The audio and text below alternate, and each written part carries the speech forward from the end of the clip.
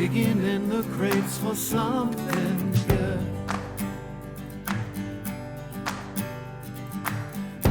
Hidden gems often misunderstood.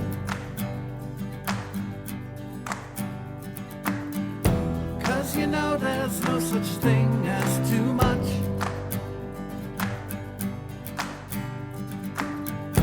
Miscellaneous important stuff. Welcome back to the show. This week, my friend Will was here again. As a lot of you may know, Will lives in my building now, so it's not that hard to get him on the show, but I love having him on the show. So this week we talked about happiness and what it means to live your best life, to live the life that makes the most sense for you. You know, we don't have a lot of science in this episode. I don't know that we have any of the answers, but these types of conversations always help me figure things out. It was a lot of fun. I hope you guys enjoy too. Here it is. 3, 2, 1, go. Oh, What the hell did you just do? I did it last time too. All right. Hold on. Here we go. I remember my first time. All right, we'll start over. All right, you want to count us down? Yeah, let's go. All right, 3, 2, 1. Bah, let's go. 40 minutes. Here we go. We got to get it all in. All right, Will. What does it mean to you to live your best life? Living your best life, man. Okay, so living your best life. There's a lot that goes into that. Yeah, I know. It's very all encompassing. So that would entail like work, free time, personal time, all this kind of stuff. You gotta take advantage of every second of every day, man. Do you feel like you are? Oh, I am for sure. Are you? Oh yeah, right now I am for sure. Which it's been really fun. I don't know if it's like a sustainable lifestyle as far as like living your best life as far as what I'm doing, which we've already talked about this off podcast. So living your best life for me right now is just getting out, getting to know people, meeting new people, just figuring out what life is all about, So for me, I'm really comfortable being by myself, but recently, I've done a lot of like going out and hanging out with people and conversating and then all these kind of things. And so I was telling Jay earlier that I was actually sitting in my apartment earlier before he texted me, and I was sitting there thinking, man, this is really boring. I'm sitting here by myself. Like I could go out, I could do something. Like I've never felt this way in my entire life where I'm like uncomfortable being by myself. So I've been living my best life, but at the same time, like there's this big balance that you have to like hold as a person. It's where you have to be comfortable being by yourself. You have to be comfortable being with other people. You have to be comfortable with everything that you're doing throughout the day. Yeah. And so Jay is kind of on the other perspective, which you can kind of give us that perspective. What, that I'm like too comfortable being alone? Yeah, a little bit. Yeah, and then look at me. I got this podcast. I'm like, you know what? You know a way around that? You just invite people over and you say, hey, talk to me. Hey, at least once a week, man. At least once a week true. You can get a conversation. It is interesting because I could probably easily go a week without talking to anybody, and it would affect me, but I'd also be okay with it. Like I probably wouldn't think about it. I wouldn't realize how much it's affecting me or how much I need to talk to people. So I would just live my life. But for this, it forces me to get out there and talk to people and to learn more about people in a way that I may not. Because I can be one of two ways. I can be either really talkative, I can have a really great conversation, or I can be quiet and say nothing. Right. And it's usually one of those two extremes. I mean, it really is. Like, there are people who only know me as quiet. I can see that. Well, I don't say anything, and that's how I was known in school. I was just like the quiet guy, and then I got older, got a little bit more confident in certain situations. I could have conversations, and that's progressed. But yeah, this is a way for me to like. It doesn't matter if it's uncomfortable. It doesn't matter if it's somebody I know well. It doesn't matter. I have to, like, we're recording right now, so I have to figure out how to make it work. And Right. that's an interesting challenge because This is the weirdest thing to me is like you're very comfortable by yourself. Like I know that you like hanging out by yourself because I know you pretty well now. But the weirdest thing to me is how good you are at conversating with people. But at the same time, you're like we were talking about earlier, you're very introverted. So you are like the weirdest combination of like almost two different people. yeah. And one thing that we talked about a little bit of philosophy earlier, like philosophy, one of the coolest things that I learned in philosophy is like balance across every aspect of your entire life is one of the most important things that you can do. So if you ever feel like you're leaning towards one way or the other, it's almost better to push yourself in one direction or the other to try to bring yourself back to balance. Yeah, and I think for anyone is figuring out what that balance is. Because if you're super introverted and you know that you need that time alone to recharge, it can be easy to feel like you need to be like everyone else and just be out with people and be excited about that and be a partier.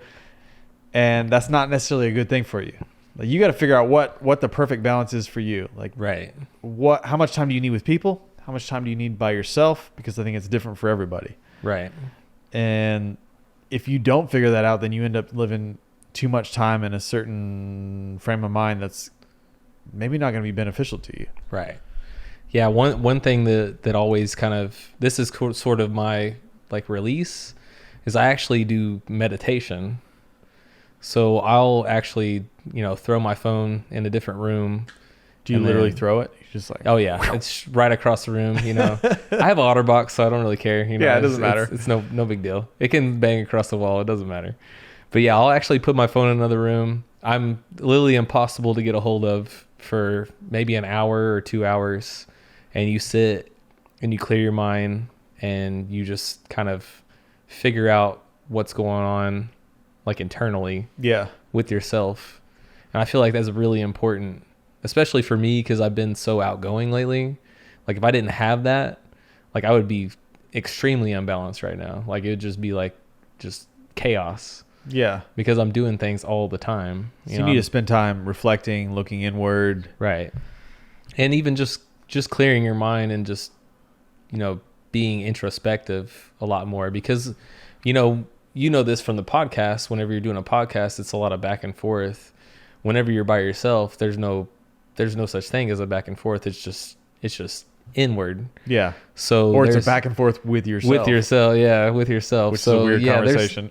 yeah. It can get really weird. You can get really truthful whenever it comes to Oh, that. yeah. For sure. You can figure out things about yourself. Like I definitely recommend like for anybody, which honestly, I don't know if this even pertains to a lot of people because there's not a lot of people that are as outgoing as me, but for anybody that is anywhere near as outgoing as me, you have to have some kind of like introspective period in your days or in your weeks to where you're just coming back within yourself, whether that be you do something like running every day or you do something like meditating every day or working out every day or whatever that is. You have to have that in your life, and that's part of living your best life. Yeah. Because you can go out and you can be crazy and all this kind of stuff, but if you don't have that, that balance, like we were talking about, it can get a little bit crazy and you can like kind of lose yourself in that. Well, especially when something goes wrong. Oh, yeah. Because I think you can end up using other people as an escape where you're like, as long as I have people around me, I'm good. But you can't do that forever. Eventually, you're going to be alone and you're not going to know how to deal with it. So if something really crazy happened in your life, maybe there's a death, maybe there's like just something really traumatic. If you don't know how to sit by yourself and deal with that, it like other people aren't going to be able to save you from that. Like, Right. in the end, we're all alone, right? I mean, you have Yeah. friends and family that support you, but you still like your life is your life. Right. Your No matter what feelings- happens, yeah, yeah. your problems are your problems. Like, I can try to help you with whatever you're going through, but like you still have to feel whatever you're feeling, and there's not a lot I can do or say. Like, you still have to deal with it. Right. So if you don't know how to do that, if you don't know yourself well enough to know what you need to feel better, then you're screwed. Right. And I'd say that most people nowadays are more uncomfortable with social situations than introspective situations. So like for me lately, it's been a situation where I'm trying to go out by myself and figure out how does that even work? Like how comfortable am I by myself in a social situation where I don't know anybody? Like I feel like that is like the ultimate test of not only how good you are socially, but how good you are introspectively, because it's almost a test of both. Because whenever you go out by yourself, like for me, like just a private example or like a specific example is went out to the bar just to go watch a softball game. So I'm going out to a social place to do something that's just by myself. So it's almost a combination of the two. Yeah. And so it's almost like the ultimate test of like how good you are at both, which is kind of like something that I would challenge pretty much everybody that's listening to this to do something like that, because it kind of makes you learn a lot about yourself whenever you do something like that. You learn about like how good you are socially. You learn about how comfortable you are being by yourself. You learn about how comfortable you are meeting new people. Like there's a lot that goes into that.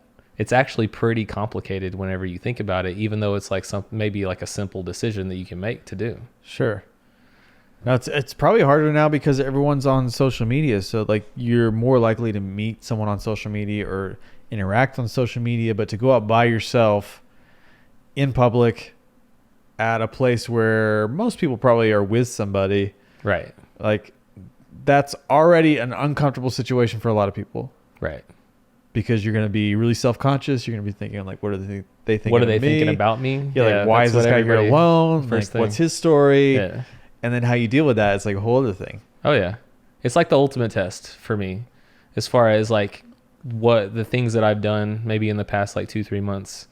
That was one of the ultimate tests as far as like how comfortable I am with myself. Was doing things like that. And what'd you find out?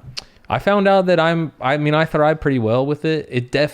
There's absolutely no way that anyone in this world could do that and not be uncomfortable, because that's immediately like where you go to whenever you first do that.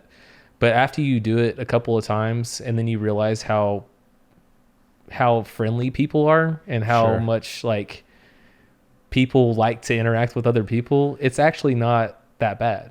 Yeah. Like you meet new people, and it also depends on like who you are. I'm an outgoing guy, so Yeah. it's pretty easy for me to start a conversation with somebody. You're friendly, so it's not like you come up to somebody and they're like, get this guy out of my face. Right. Yeah, which I mean That helps. I'm sure that you could have a situation where maybe it's unpleasant. Like there's going to be times where maybe you do that and it doesn't turn out very well. But I think that's all a part of the experience. Sure. Because then you kind of learn something about maybe yourself or maybe about how you come off to people or something like that. I don't know. Because I've never had a particularly unpleasant experience, but there's been times where I've gone out and it's been not as fun as other times where, it's been harder to like connect with certain people, because it all depends on the people that want to open up to you as well. I mean, you can always try, but at the same time, it's a back and forth. So there Sure. can be people that are like, I don't really want to socialize with anybody besides my group. So you can get shot down either by a girl or a guy, whatever, either way, depending on, what you're like, who you're talking to. Yeah, I think most of the time though, the fear of what would happen or will happen is greater than what actually does happen. Right. Like your fear of what people will think of you or how they'll respond to you is so much greater than Oh yeah. the reaction you really get. We always think of the worst situation. Yeah, like this person's going to punch me in the face. Like, no, they might actually just say hi to you. You should Right. try that. Yeah. Yeah. I think it's crazy. I've done my best to try to be comfortable being uncomfortable. I think I've heard that somewhere else before, but I think that's It's like the difficult. best way to approach things. Yeah. Is like just to accept that if you're not comfortable, that's okay. Yeah. You don't have to be comfortable, and you don't have to freak out if you're uncomfortable. You just like, Right. this kind of sucks right now. Yeah, and for most people, and this has happened to me at the bar, like, so you're sitting at the bar, this is just for me going to, a typical hangout that I hang out at. I'm sitting at the bar by myself. I'm watching TV. Commercial comes on. I'm looking around. There's really no one around me to really conversate with. And immediately, what do? Get on your phone? Get on my phone. Yeah. Okay, exactly. So that's what most people do. And so there's been plenty of times where I've kind of like picked up my phone and I've looked at it and I've been like, okay, I just need to put this. I need to put it down. It's a crutch. It's a crutch for everybody. I mean, I can't deny that it's not a crutch for me because it's really. Done it. I mean, it's easy. It's so easy because you're so comfortable. Because it's basically like grabbing a friend that's maybe not sitting next to you. They may be sitting at their house, but you obviously can socialize on your phone. You feel like you're not a loser sitting there. You're like, oh Right. no, I'm texting somebody. Yeah, totally. I'm just whatever. So yeah, you can put on that facade whenever it comes to the phone. So there's been plenty of times too, like that was probably whenever I first started doing that. That was like the easiest thing for me to do to make myself feel more comfortable. But it's like you said, it's a crutch. So there was a lot of times where I would grab my phone and I'd immediately look at it and then I'd just immediately put it back in my pocket and be like, all right, we got to like get out of the phone zone.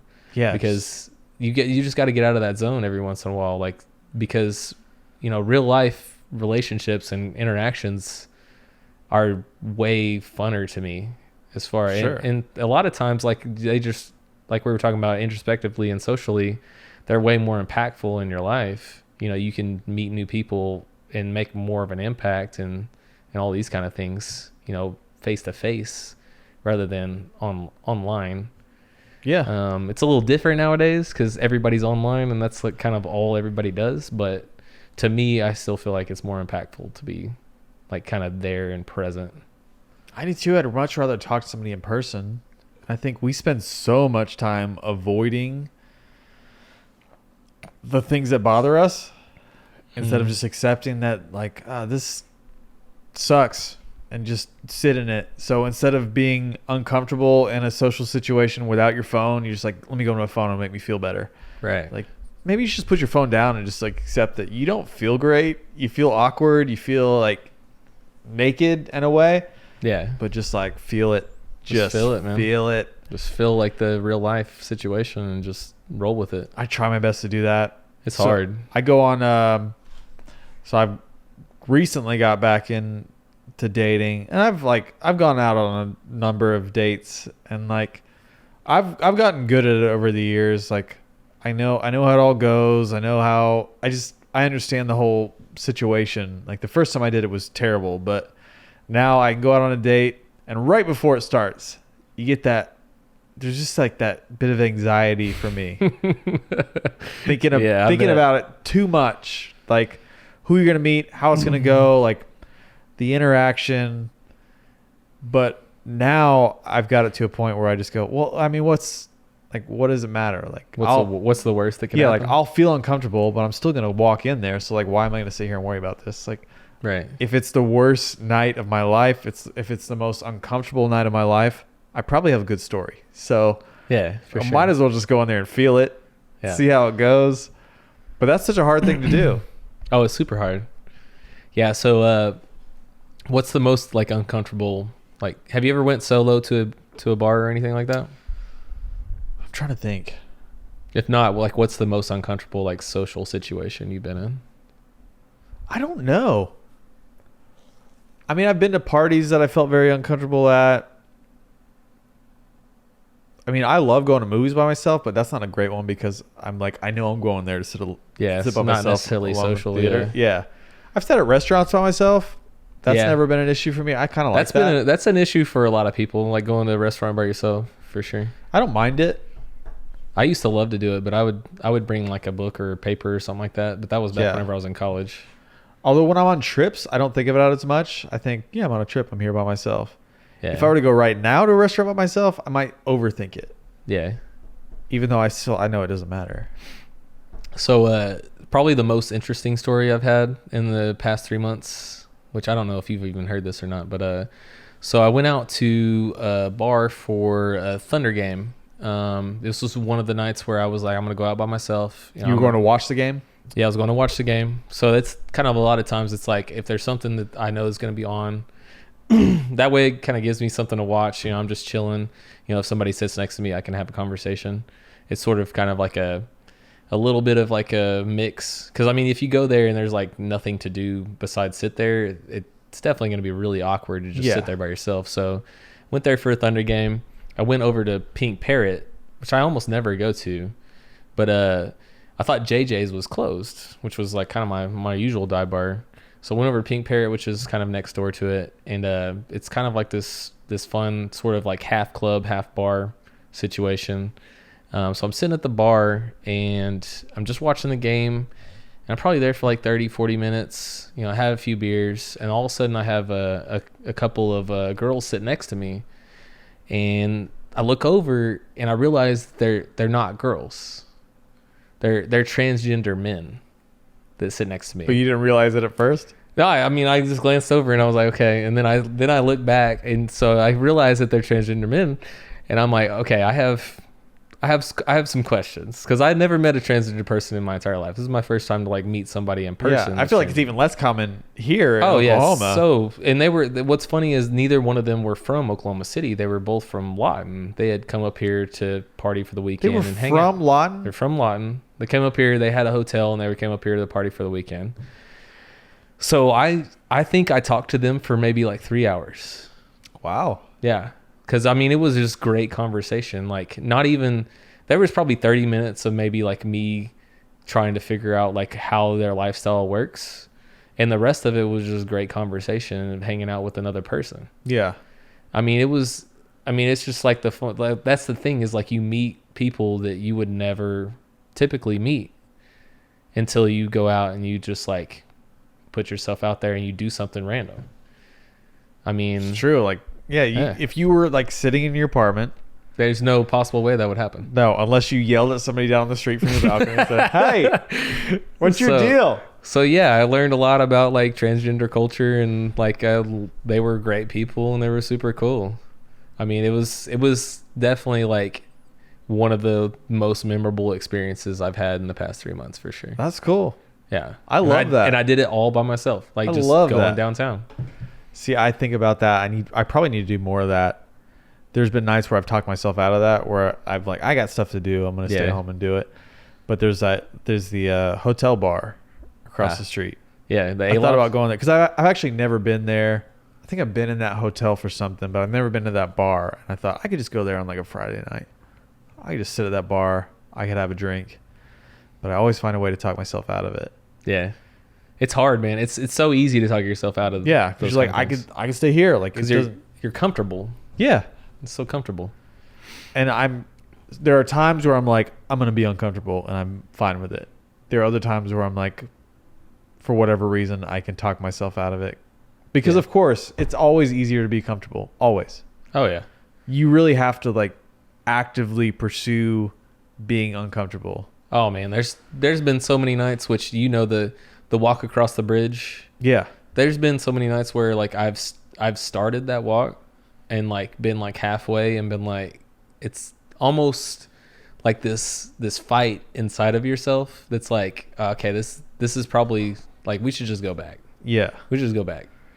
Like, cause I mean, it's just easier. Like if you turn back around, what's going to happen? You're going to go home. You're going to like, sit on your couch and watch a little bit of TV and go to bed. Yeah. And what does that get you?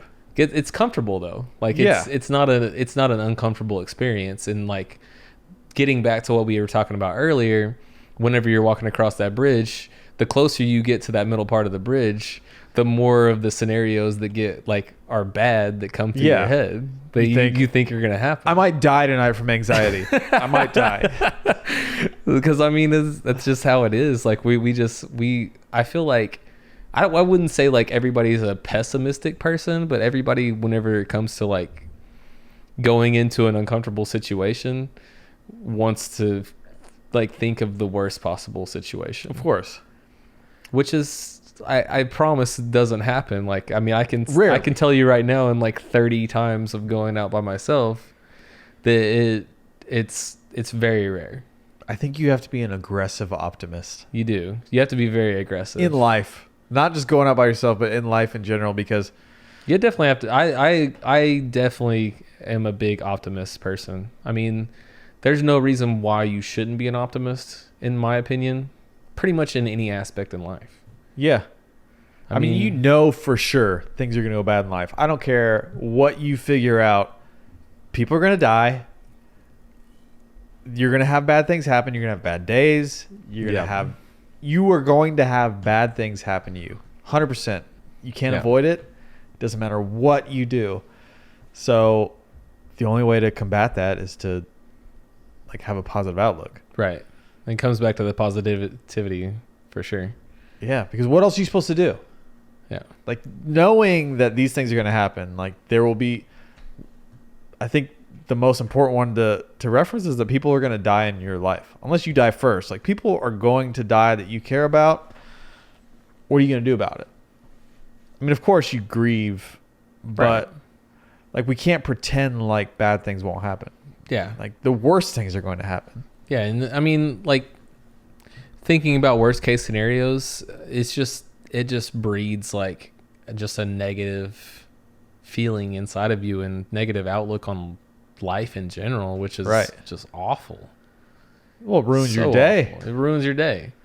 I mean, imagine if you go into work tomorrow and you think about all the different things that you have to do at work, and then you think about all the bad things that could happen during that, like during all those activities or tasks that you have to do. Like what are the chances of all of those bad things happening? Probably 0%. Yeah, it's a very small percentage. Probably 0%. So why go into it like that whenever you can go into it with a positive attitude, thinking that these things are going to go right? Which, if you are a good worker and you're good at your job, typically like you're going to probably lean towards like the positive end most of the time rather than the negative end. So bless me. Bless you, buddy. So, I mean, it just doesn't, I don't know. It's more of a mindset. I mean, I feel like positive attitudes result with, positive results and all that kind of stuff. I mean, it's just, it just happens like that. I think it's proven to be true because there are people who make themselves out to be the victim no matter what. It's like something goes wrong and it's like, oh man, why does this always happen to me? This happens to me. Right. Why is my life this bad? But when you really look at it, if you look at everyone's life with a magnifying glass, everyone's got bad things that have happened to them. Yeah, for sure. Everyone. And if they haven't, they will. Oh, yeah. Eventually. That's part of life for sure. So it's like, no. If you live 32 years, I mean, there's going to be some bad things that happen. There's a spectrum. I mean, some people have worse things happen. Some people have a better life. But I think it all balances out because even if I had the perfect life up to this point, eventually I'll probably make up for it like later. I'm gonna have bad things happen to me, right? But there are people who don't want to see it that way. They're just like, it's very narcissistic in a way where you look at yourself and say, everything bad happens to me. So are you an optimist? I think I am now. I don't know that I always have been. So what changed that? There was a time where I was just not happy. Like not at all? Like nothing? I don't want to say that. I was just like, I think I had problems with my life. I was overwhelmed by life and the things I did. And I just never felt like I was where I wanted to be. And there was a point where I felt like I was going to figure it out. I don't remember exactly when that was, but so I've gone to therapy for almost 4 years now. But even before that, I was like, I want to figure this out. I want to figure out how to be happy because I'm like, I know I want to be there. I know I can be there. I just don't feel like I am. Right. So I spent a lot of time, a lot of research, a lot of reading, trying to figure out how I could do that. And therapy helped. But I was just committed to it. I was committed to the idea of being happy. Yeah. And then along the way, I think I just got real positive because I figured out that was a better way to live. And I've been happier since then. That's awesome, man. That's good to hear. For sure. Yeah. And a lot of it has just been accepting that bad things happen and like, what are you going to do about it? Right. Are you gonna complain about it or are you gonna like just live with it? Because it's gonna happen. Oh yeah. I mean, I've had a lot of really bad things happen in my life for sure. There's been some crazy things. But I mean, life goes on. There's only so many things that you can, worry about, or like, it's history. I mean, there's plenty of things that have happened in my past that were terrible. Yeah. But at the same time, like, those things happened in my past. That doesn't have to affect the person that I am right now. Sure. So whenever I look back at, my childhood and some other things that happened, like, that pretty much made me the man I am today. I almost like think those bad things Oh, me too. at that point, because they made you into like the person that you are right now. Yeah. Yeah. Because I'm good with who I am. I'm happy with who I turn out to be. Right. So I'm thankful for the bad stuff. Hmm. And we should be like, I feel like bad stuff like shapes character, yeah. to be And honest. I think as long as you've dealt with it and you've like recognized that these things have happened and you haven't just like suppressed it for your entire life, right. then that's fine. Yeah. Which therapy definitely, like, that's like the 101 of therapy is like, don't suppress like your feelings. Yeah. Like, Just like feel it. just Feel it, and then we can move on. It's like, don't Right. look at it like this demon. Just go like, yeah, we're gonna feel it real quick, and then we're gonna like get on with our life, because Oh yeah. I think, That's part of living your best life. yeah, I was Part of thinking living about, your best how life. people talk about, I mean, these terrible things that happen to them, and how they'll never be the same, and like you will never get over this, or you'll never stop thinking about it. I'm like, yeah, that's true.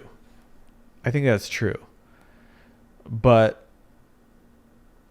I think that puts too much weight on it, because that's true of like everything that happens. Like I'll never be the same after having this conversation tonight. Right. Right? Like everything you do, everything that happens in your life changes you for forever.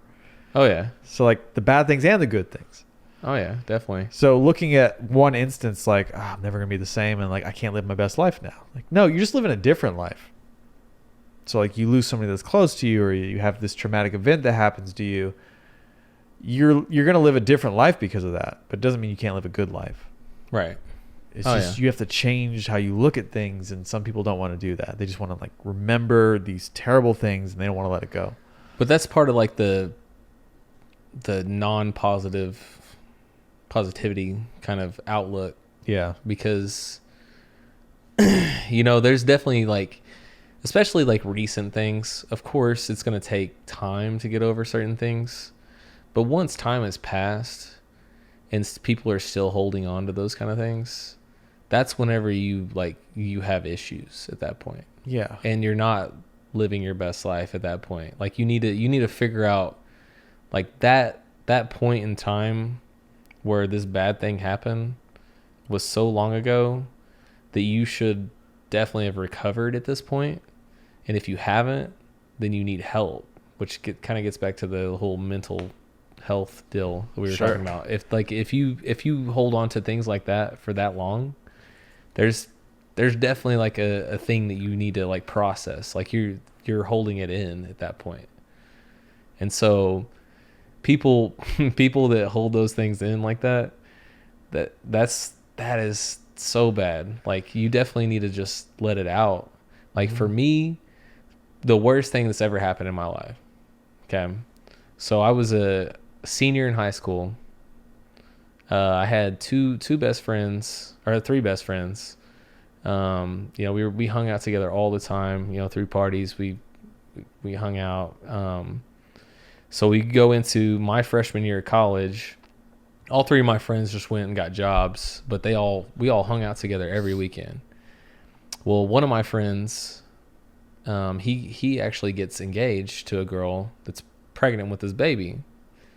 Well, so this is gonna get really real. I don't know if you want this to get this real, but Oh, I'm ready for it. That's what You this ready? podcast is about, or should be about. so her father is definitely like an interesting guy, but he's been beating her. So he's beating my friend's pregnant wife. And so my friend gets very angry.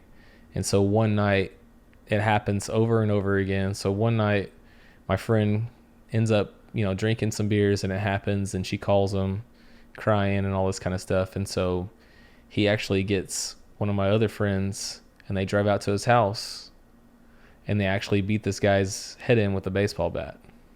Man. Yeah. So I have two friends that went to jail for murder.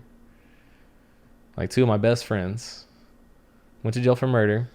One of them's for life, so he's definitely still in there. The other one just got out. And this was back whenever I was 18 years old. That's crazy. Yeah. So, I mean, you want to talk about like a life-changing moment as far as like if you wanted to become a pessimist in your life? That was easily it. been. That was it. Yeah, for sure. I mean, Because those are your people. I had my people going to jail, like, you know, for life and like for, 12 years. I mean, that could have changed my life. But that happened so long ago. And they made their decision. Yeah. I mean, that's just part of life. And while it's terrible, and of course you're going to be sad about it and you're going to have to deal with that, like, are you going to let that affect Your entire life. entire life? Right. Of course, like, it affects you immediately because you got to process it. And you could always remember it. You can think about it sometimes. But if it's stopping you from living your life, that's when it gets Right. toxic. So toxic. I think you told me that at I feel like we talked about that when we went to the man camp. The man thing. camp? Yeah. Yeah. Which, for anybody who doesn't know, it's I guess we can say the name. It's North. True North? True North. Yeah, you know what? I went into that. It was a 4-day weekend Yeah.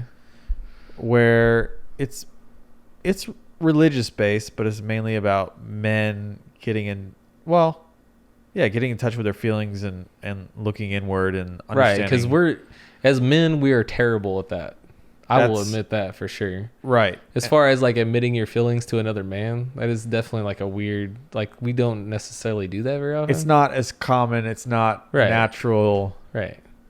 So like that's a way for it was better than I thought. It helped bring out men's issues.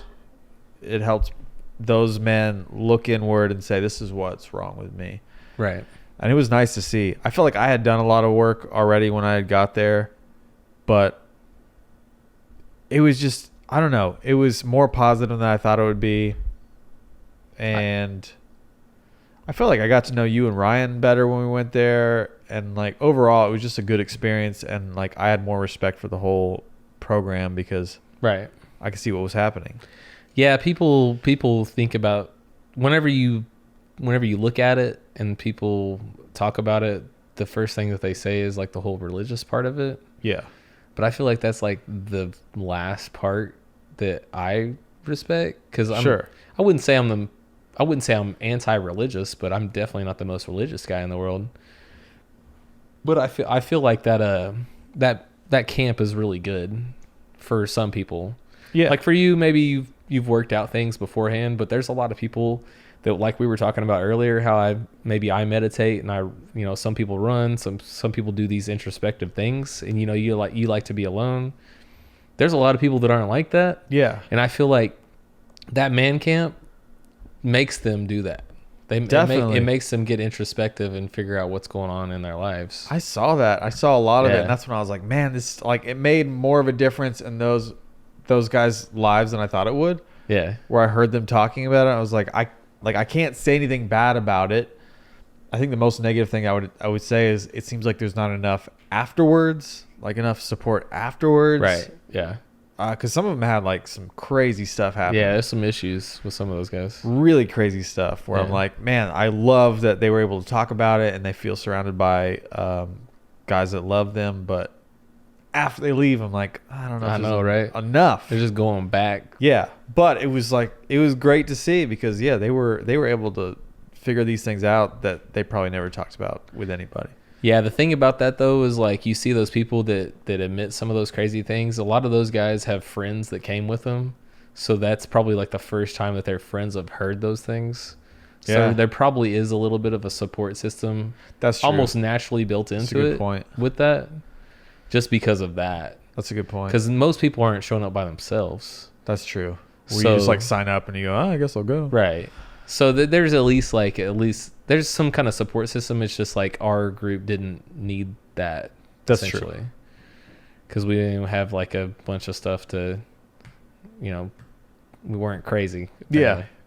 Yeah. No, but that whole thing's nice though, because it's really easy to just, you look at it on a surface level. It's like, it's just this religious thing where they tell you to like, take care of your woman. Or whatever it is. Take care of your woman. Be a man. Yeah, that's part of it. And like I didn't agree with everything they said, but at the same time, I'm like, I could definitely see the positive here. And like, I'm never gonna be the guy that tries to talk somebody out of their religion or what they believe. I think like there's so many different ways to look at life. Like you do whatever you feel is right. Right. So outside of that, I'm like, yeah, I can see how it's like super helpful. And I think it'd be great if more people, not just men, but women, just people would look inward and say like, what is wrong with me? I mean, honestly, both. Yeah. I feel like people need to look inward quite a bit more often, for sure.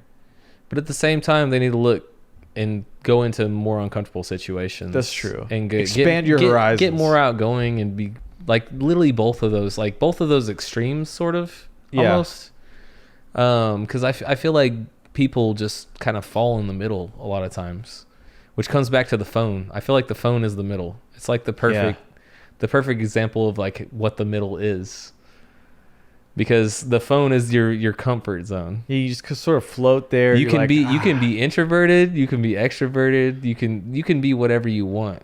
The phone is familiar. The phone is very familiar. I just live here on this phone. Like Instagram is my friend. Let's throw the phone away and let's go hang out by ourselves for a second, and then let's go hang out with other people for a second. It's true, because there have been people that I've met that I've had such great conversations with that I did not expect at all, and I would leave that night going, man, like, yeah, if I would have stayed home tonight, if I wouldn't have gone to this event, if I wouldn't have like tried a little bit harder, like I wouldn't have had this information. Just like you meeting those transgender. Yeah.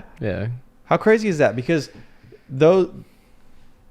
you'll have a different opinion about people if you just look at them through like your friends or through social media or through the news. And if you sit down and talk to somebody right that you don't understand, it could change your life. Yeah, it was incredible. Yeah, it was a life-changing experience for sure. That's good to hear. Yeah. So yeah. I mean, I wouldn't say that I was like, pro or anti-transgender at that point, but like it was just crazy just to meet somebody like that. It was just having a different level of understanding. Yeah. It definitely opened my eyes to like what their whole situation is about. Yeah. Because I a lot of times I think about like just the debate, especially the religious debate over like gay versus straight, and like people who believe it's a lifestyle versus what you're born with. Like forget all that. If you like, that's fine on paper. If you sit down and talk to somebody, whether you agree with it or not, if you talk to them and listen to their experience, right, you'll probably change your mind, or at least want to like understand it a little bit better. Which we're kind of out of time, but we're out of time. I'm not saying I could go into like a lesbian bar experience, but we can save that for. Oh, is that going to be next episode? Oh man, this is fun. This is a good one. This was a really good one. I liked it. We'll have to do something. We'll just have to continue this conversation. We can do another one, probably another 40 minutes like this. Sure, why not? Yeah. So, but until then, thanks for coming on again for the sixth time? Sixth? I think sixth. We'll call it six. Who's counting, really? I don't think I have anybody like keeping those numbers. So some fans can be like, "This is bullshit. He's only been on 5 times." Like, thanks for coming on for the 100th time. I appreciate it, and we'll see you for 101. Hell yeah! All right, bye. Thanks again to Will for coming on the show. It's it's always a fun topic for me, because who doesn't want to figure out how to live a better life or a happier life or whatever? I don't know. I think we also got off track somewhere in there, but that happens. That happens, at least on this podcast. But anyway, if you like this episode, please let me know. If you hated this episode, please let me know. And if you have any ideas for future episodes, please let me know. Thanks so much for listening, and I'll see you next week.